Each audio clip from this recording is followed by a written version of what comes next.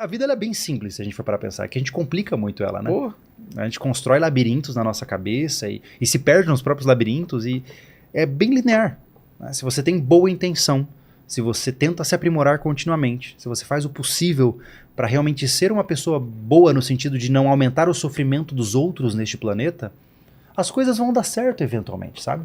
e a ansiedade? Como que você acha que a pessoa controla a ansiedade? Que é esse medo do futuro ou essa espera por um futuro que pode não acontecer? Né? Então, ela tem que ocupar a cabeça dela. O TED é a oficina do diabo, né? Já diziam. Ocupar a cabeça. É, exato. Ela pode encontrar um projeto para ela se dedicar, um hobby. Eu acredito, a melhor forma de lidar com a ansiedade é exercício físico. Logo de cara, né? Eu não conheço alguém que fica ansioso depois de sair para correr 10 km. Entendeu? Entendi. Porque, de fato, tem pessoas que quando o cara tá muito ansioso, ele sai para fazer um exercício, seja qual for, ele queima aquilo, né? Ele queima aquela ansiedade, dá tempo dele pensar, dá tempo de... né? E ele chega em casa cansado, toma um banho e dorme, né? Isso é bom. Isso é muito bom, né? Dizem que a depressão é doença de rico, né? Exatamente por conta dessa alegoria, né? De que o pobre que trabalha o dia inteiro não tem tempo de pensar na vida, né? Então ele sequer sabe que está deprimido, entende? Não estou dizendo que é algo positivo, né? E também não estou dizendo que ser rico e ser deprimido também é positivo. Mas, quando você tem muito tempo livre, a sua cabeça começa a pensar demais, né? E você foca demais no futuro, foca demais no passado, você esquece do presente. Geralmente o ansioso, ele não está satisfeito com a trajetória de vida dele. Porque se ele está pensando tanto lá na frente, ou se prendendo tanto ao passado, é porque ele fez escolhas que levaram ele a um lugar que ele não gosta. Porque se você está onde você deveria estar, tá tudo bem. E você sabe que o futuro, apesar de desafiador e várias coisas que vão surgir, você vai dar um jeito, porque você está onde você deveria estar. E eu acho isso maravilhoso, né? É o segredo, né? Tem um cara que fala muito bem disso, que é o Viktor Frankl. Você deve ter lido já aquele livro Em Busca de Sentido, né? Não. É maravilhoso o livro. Ah, é? Vou atrás. O Viktor Frankl, ele é um psiquiatra que sobreviveu aos campos de concentração, né? E ele tem uma frase que eu não vou lembrar nem a pau de cabeça agora, mas é mais ou menos assim. O mesmo homem que entrou na câmara de gás em sofrimento e pedindo misericórdia para Deus, ao lado dele havia outro homem que entrou com os ombros eretos, com uma oração nos lábios e com a certeza de que ficaria tudo bem. A situação era trágica, imutável e fora do controle, mas você ainda escolhe como você reage a ela. Entendi. Você tem a capacidade de, mesmo num cenário trágico como o que ele viveu, encontrar propósito, encontrar sentido e dar um jeito de fazer alguma coisa da sua vida. E eu acho isso maravilhoso, cara. Porque é aí que entra a ideia desse absurdo, né? Que a realidade, ela não faz sentido. O que a gente vive é uma loucura, se for para pensar. Nós somos uma bolinha flutuando no meio do nada, com um meteoro em volta. É uma loucura, né? É uma piração, né? E você olhar para tudo isso e falar assim, mesmo assim, eu vou criar uma paradinha aqui para mim, só para mim, do jeito que eu gosto. Pô, isso é louco. Eu acho maravilhoso, né? Esse é o verdadeiro livre-arbítrio, né? O Albert Camus fala que o objetivo final é a sua própria existência se tornar um ato de rebeldia contra a realidade absurda em que vivemos, né? Isso para mim é maravilhoso. Porra, né? Muito foda isso. Muito foda. Fala, Lênis. Tem mais uma pergunta aqui do Alexandre. Ele fala assim, ó, eu não consigo parar de procrastinar. O que fazer? Isso é um problema. Vamos trocar a palavra procrastinar por falta de disciplina. Tá. Para começar, né? A maioria dos procrastinadores são indisciplinados. Então a gente tem que nomear o demônio pelo nome correto, certo? O que isso significa? Que procrastinar eu não tenho a disciplina certa para fazer as coisas quando eu preciso fazer. A razão é qual? Provavelmente você não dá importância suficiente para as coisas que você deveria fazer. Por quê? Talvez você não deveria estar fazendo elas, ou talvez você tenha que repensar os seus objetivos de vida. O que eu penso é o seguinte, imaginemos que eu marco com você, Vilela, tá? A gente vai se encontrar no meio de uma lagoa, a 230 quilômetros daqui, às 3 horas da manhã, de sunga, tá? Às 3 horas da manhã nessa lagoa. E eu vou te entregar 500 mil reais em dinheiro. É só você aparecer lá nesse horário. De sunga. De sunga. Tá. Você vai, não vai? Claro. Por quê? Porque é importante. Porque o prêmio vale a pena. Exato. O que isso significa? Que quando o objetivo faz sentido e vai te trazer uma recompensa adequada, você faz. Sem nem pestanejar. Agora, quando você questiona a validade do objetivo, se eu falasse pra você ir até lá pra ganhar 10 pila, esquece. Você não vai, pô.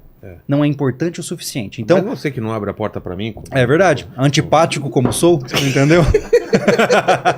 Do apocalipse zumbi, né? Pois é.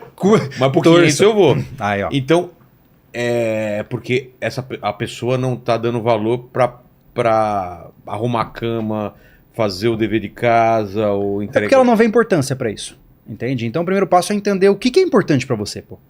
Vamos voltar à pergunta. Mas tem Entende? gente que sabe a importância, se ferra por causa disso e mesmo assim não consegue, né? Perde Pois é, compromisso, perde... Tem assim os hacks, né? Que o cara pode fazer. Mas eu, na minha concepção, de novo, eu volto pra base. Você não sabe o que é importante pra você e você não sabe o que tá fazendo da sua vida. Porque se fosse realmente o seu sonho, você tava fazendo. Ah, isso é verdade. A gente só tá conversando aqui agora especificamente pelo fato de que nós vemos sentido no que nós estamos fazendo. Eu vim lá de Florianópolis pra cá pra fazer conversas como essa. Porque faz sentido pra mim. Eu poderia ter procrastinado, falar assim, a gente marca outro dia. Entendeu? Então, na minha concepção, a minha maior visão... E tá presente, né, na parada que você tá fazendo. O que eu mais vejo é as pessoas, elas estão num lugar pensando no próximo, aí no próximo, quando ela tá lá, ela não tá lá, ela tá pensando no próximo. É a pessoa indo pro viajar e pensando como vai ser lá e não aproveitando todo esse caminho até lá, né? Eu acho que falta uma base de mortalidade. Eu acho engraçado, tem um dos meus atendimentos clínicos, eu gosto de fazer o roadmap. De Mortalidade. Eu gosto muito, eu tenho um amigo que me deu um petzinho que eu adoro, que é On va tu mourir, que é todos nós vamos morrer. É sempre importante lembrar disso, né? O Memento Mori, Você sabe dessa história, né? Sim. Os caras quando voltavam pra Roma, que tinham conquistado, vencido batalha, ficava um cara na orelha dele falando Memento Mori, tipo, você vai morrer. Exatamente. Você é mortal, você vai morrer, porque o cara não... Tem um livro que, apesar de ter um viés bem católico, é o Preparação para a Morte, de Ligório, Santo Afonso Ligório, acho que é o nome. Maravilhoso, assim. Os primeiros capítulos são um choque de realidade. Ele fala assim, olha, independente de quem você for, o seu corpo vai apodrecer, vai feder, você vai ser enterrado, e as pessoas vão dividir as suas posses, e daqui 20 ou 30 anos ninguém mais fala o seu nome, e em breve ninguém mais soube que você existiu. E é assim, e ponto final. Né? Ai, que horror. Não é horror, é o que é. Né? E aí, geralmente eu gosto de fazer esse roadmap, que é o seguinte, quando a gente pega e coloca... a gente faz um retrocesso. Por exemplo, o que você vai fazer quando você tiver 70 anos? O que você vai fazer com 60? Com 50? Eu vou me aproximando da idade da pessoa. Tá. E aí eu vou diminuindo os gaps de tempo. Em vez de Entendeu? 10 em 10... E vai diminuindo. Quando eu chego próximo da idade dela, é um ano por outro. Né? E aí quando o cara olha para aquela jornada dele, ele fala assim, meu Deus, eu tenho pouco tempo. Porque muitas vezes o cara fala assim, o cara tá com, sei lá, 30, aí ele fala, não, com 40 eu vou estar próspero com a minha empresa, com filho, casado. Só que quando ele começa a botar ano por ano, ele, meu Deus, não vai dar tempo. E muita gente se perde no tempo, cara. Tem muitas pessoas que sonham por décadas. Que perde o bonde da história. Então, lembra, cara, você vai morrer, pô. Você não vai estar sempre afiado que nem você tá hoje. Você não vai ser forte tanto quanto você é hoje. Todos nós apodreceremos, né? Apodrecemos lentamente, né? Cara, isso é um bom exercício, é legal isso daí. Vou fazer essa experiência aí. Porque o tempo passa rápido, pô. Porra. Ainda mais, como eu digo, quanto mais velho a gente fica, é engraçado essa questão da proporção, né? Quanto mais velho você fica, proporcionalmente, um dia é muito mais insignificante porque você viveu muitos dias. Sei. Se a gente pensar numa fração que vai sendo dividida a cada dia. Quando você é criança... Cara, um dia é eterno. Eterno, né? Pensa, lembra das férias aos 12 anos? Puta, eram eras, né? Hoje eu tirei férias, acabou as férias. Exato. E é isso, né? Por quê? Porque a gente vai aumentando o nosso padrão comparativo. Então você imagina uma pessoa de 80 anos, um dia é um respiro para ela, né? Então é interessante entender que o tempo acelera do ponto de vista de percepção e você tem que tomar cuidado com isso, né? Então, se hoje você está perdendo seu tempo com a procrastinação, né, outra reflexão importante de lembrar, e que eu sempre pontuo assim, compreendendo que um dia você vai morrer, imagina que você está no teu leito de morte, porque um dia todos chegaremos lá, né? Você está lá na maca, deitado, você sabe que, mano, você não vai sair. Quando a morte chega, você sabe, né?